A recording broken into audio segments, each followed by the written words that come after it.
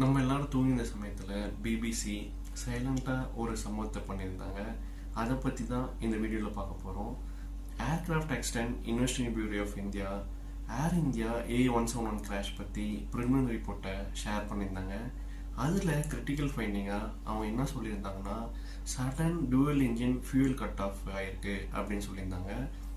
Lift off ஆன 3 செகண்ட்ஸ்லேயே 2 ஃபியூலோட இன்ஜின்ஸ்க்கும் இந்த fuel சுவிட்ச் வந்து ரன் டு கட் ஆஃப்க்கு டிரான்சிஷன் ஆகிருக்கதா அந்த ரிப்போர்ட்டில் சொல்லியிருந்தாங்க. அதே மாதிரி காக்பீட் வாய்ஸ் ரெக்கார்டரில் பைலட் பேசினதை அவங்க ஷேர் பண்ணியிருந்தாங்க. பைலட்டு கோ பைலட் கிட்ட did you cut off the fuel to the இன்ஜின்ஸ்ன்னு கேட்டதையும் co pilot I didn't do so அப்படின்னு சொன்னதையும் அவங்க பப்ளிஷ் பண்ணியிருந்தாங்க.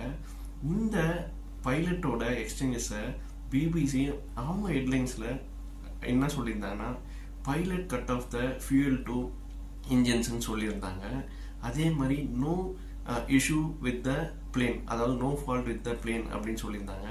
இந்த நியூஸ் வந்து பார்த்தீங்கன்னா சாட்டர்டே ஏர்லி மார்னிங் அவங்க பப்ளிஷ் பண்ணாங்க.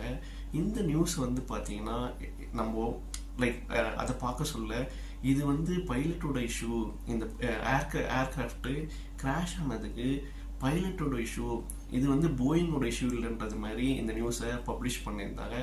நிறைய மீடியாஸ்லையும் அந்த மாதிரி நியூஸ் வந்து நம்ம பார்க்க முடிஞ்சுது. ஆனால் சோஷியல் மீடியாவில் இதை வந்து பார்த்தீங்கன்னா பிபிசியை எல்லாரும் கேட்டிருந்தாங்க. ஏன்னா இது வந்து இனிஷியல் இன்வெஸ்டிகேஷன் தான், கம்ப்ளீட் இன்வெஸ்டிகேஷன் கிடையாது. 2018 FAA ஒரு அட்வைசரி கொடுத்துருந்தாங்க. அதில் அவங்க என்ன சொல்லியிருந்தாங்கன்னா, there could be a potential fuel சுவிட்ச் கண்ட்ரோலில் இஷ்யூஸ் இருக்கும் அப்படின்ற மாதிரி சொல்லியிருந்தாங்க. ஆனால் இந்த செக்கு நான் மேண்டட்ரி அப்படின்னு அவங்க சொல்லியிருந்தாங்க.